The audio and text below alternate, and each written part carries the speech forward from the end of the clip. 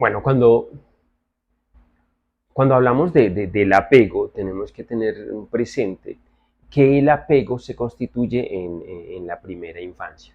Pero me parece importante aclarar que el apego es una forma de vínculo. Y como ya hemos dicho, el vínculo es una forma sintomática de relacionarse. ¿Eso qué implica? Eso implica que cuando nosotros vemos el apego o vemos los vínculos, vemos la forma subjetiva de cómo nos relacionamos unos y otros. Esa forma de relacionarnos tiene que ver con esas primeras enseñanzas e encuentros o momentos afectivos de la infancia, de la primera infancia. Y cuando vamos a mirar el vínculo, establecemos una relación que nos va a permitir establecer lo que es la personalidad. Cuando hablamos del vínculo, hablamos del apego, tenemos que comprender que ésta se desarrolla desde la primera infancia hasta el final de la adolescencia. Si consideramos que se desarrolla entre la primera infancia y el final de la adolescencia, tendríamos que establecer como una relación de cuidado, de abrigo, de protección, de seguridad, de asimilación con respecto a cada etapa y cada momento. Si pensamos que el apego, que el vínculo es crucial en la primera infancia, entonces tendríamos que mirar qué es cómo el niño se incorpora, ¿sí? O cómo el niño va asimilando y comprendiendo. Voy a decir tres momentos y que podríamos decir que esos tres momentos podrían determinarse como las formas de apego. Entonces el primer momento es una pregunta. Yo creo que la clínica, y voy a decir que el síntoma nos pregunta mucho más por cómo habitamos y cómo nos habitan en una función de espacio-tiempo. Cuando digo espacio-tiempo, es la pregunta, ¿quién soy? ¿Sí? ¿Qué lugar ocupo y quién soy para el otro que tendríamos que desarrollar?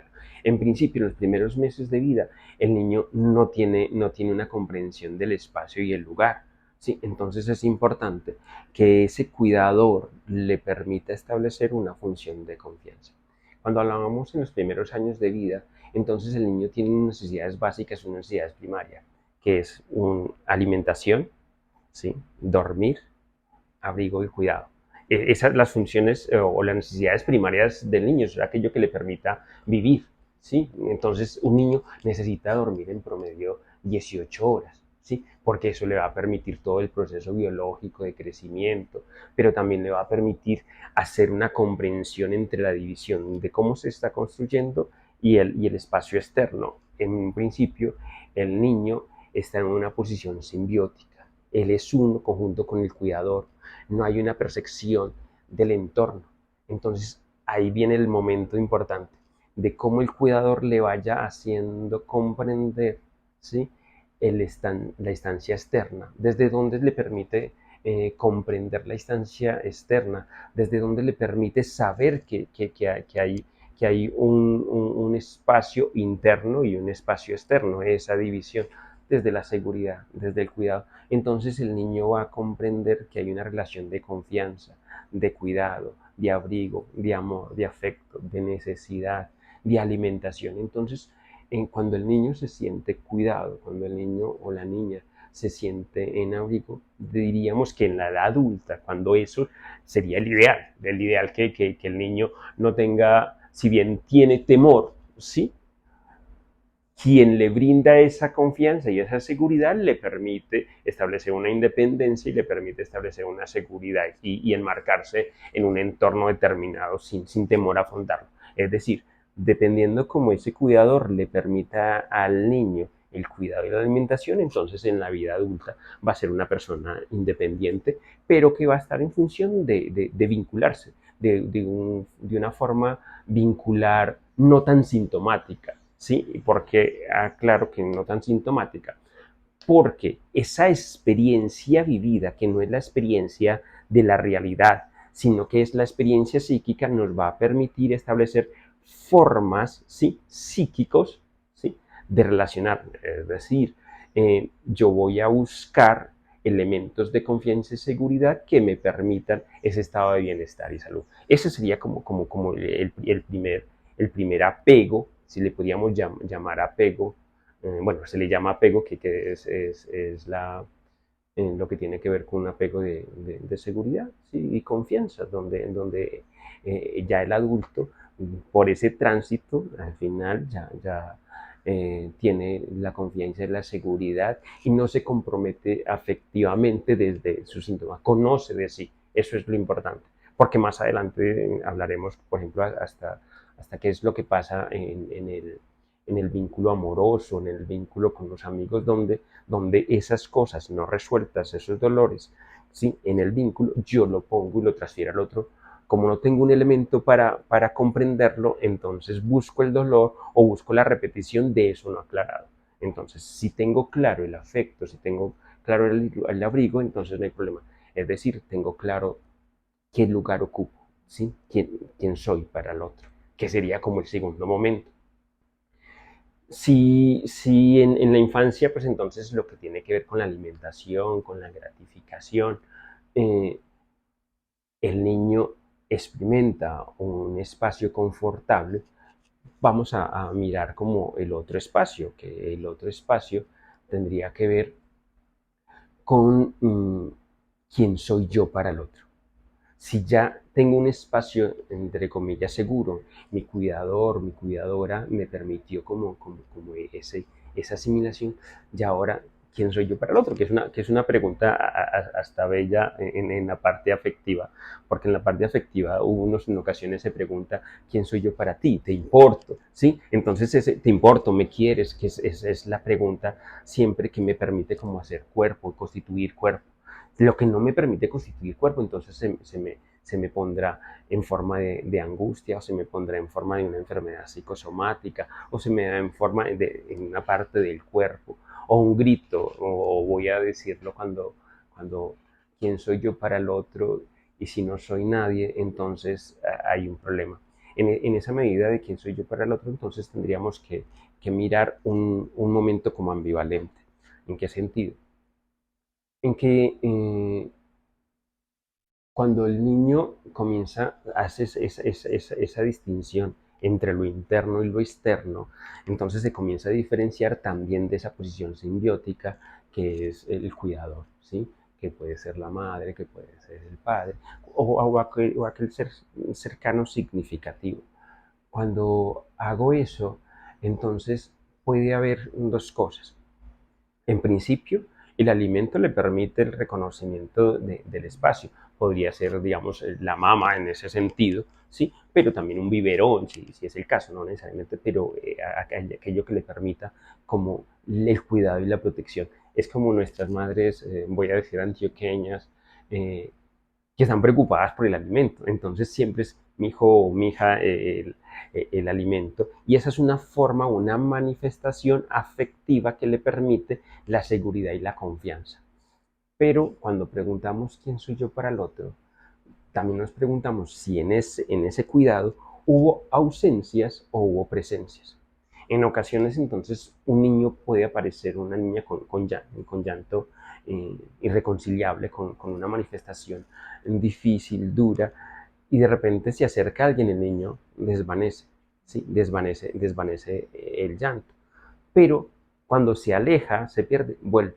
¿Sí? O en ocasiones son las madres las que saben por qué está llorando, si es porque está sucio, si porque tiene hambre o porque le está doliendo algo, pues las madres intuitivas saben ese lenguaje, comprenden ese dolor, pero puede haber un momento en el cual el niño esté ausente esa figura, entonces va a tener una ambivalencia entre el amor y la ausencia, y voy a decir entre el amor y el odio, ¿sí? Y va a ser más adelante cuando entendamos ese amor y odio, como en ocasiones en nuestros vínculos, en nuestras relaciones afectivas, al que amo me hace daño, o a quien amo busco hacerle daño. Entonces esa ambivalencia o esa inseguridad entre el amor y el odio. Esa inseguridad entre el amor y el odio tiene que ver con la presencia y ausencia.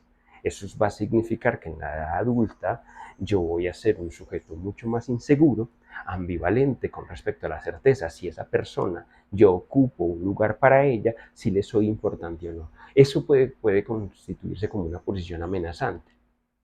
Amenazante no de que vaya en contra, que podríamos hablar de otro tipo de vínculo, otro tipo de apego, pero esa posición ambivalente entre quién soy para ti, ¿sí? Y no tenga una respuesta, eso va a generar mucha inseguridad e inestabilidad. Eso lo vamos a ver también cuando nos relacionamos.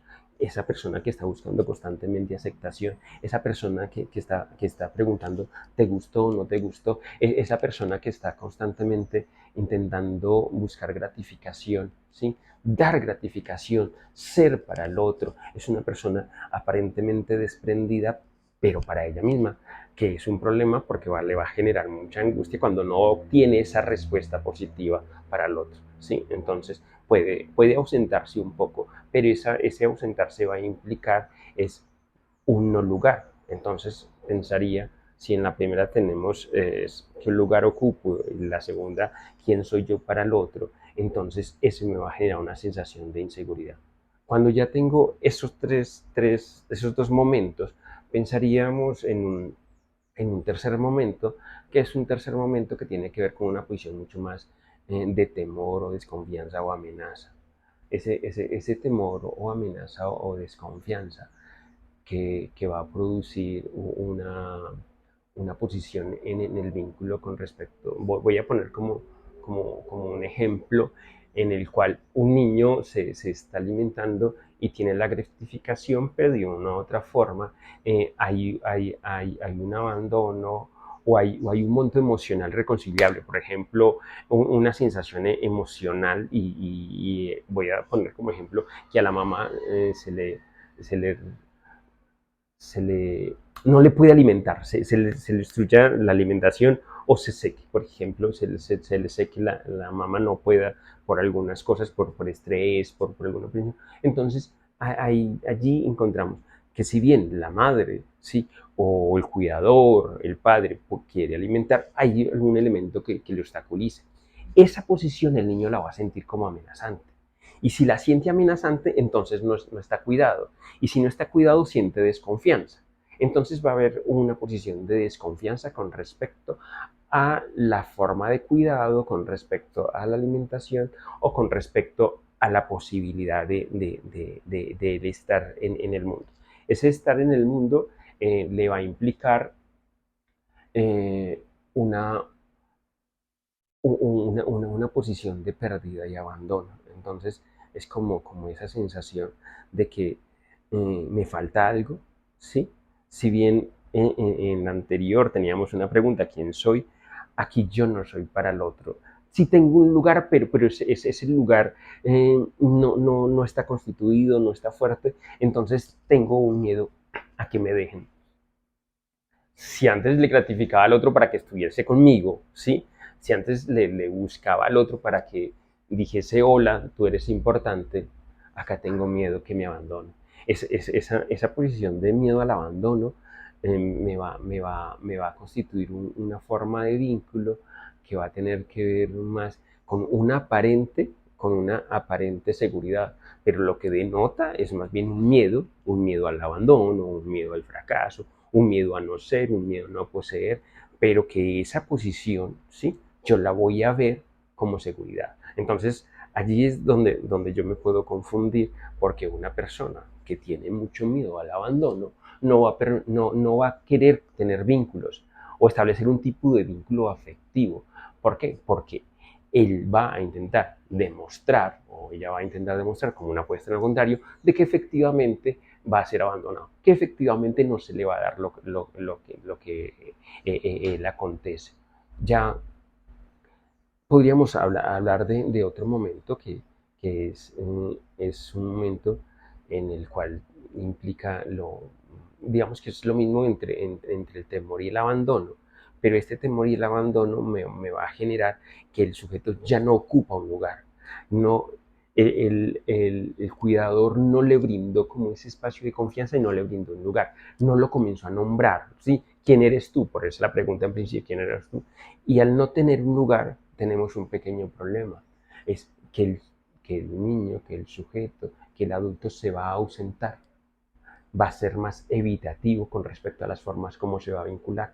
Aparentemente no va a establecer una buena relación y sus formas de vincularse van a ser agresivas, destructivas, va a haber mucha ira. ¿Por qué? Porque hay como un temor o una furia o una amenaza ya interna de comprender de que el otro no está para mí, o que yo no ocupo un lugar para el otro, o que el otro no existe. Entonces va a ser una persona que va a tener muchas dificultades en la forma de interaccionar con los otros.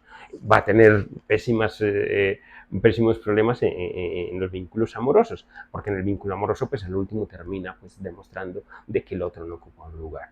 Entonces podríamos decir que estos son como las formas de vínculos, en otros casos ya llamaríamos como la forma de apego, pero comprendiendo que el vínculo es toda forma como yo me relaciono con el otro. Y esa forma como yo me relaciono con el otro siempre es sintomática. Y en el apego, como en el vínculo, no hay afecto, hay dolor.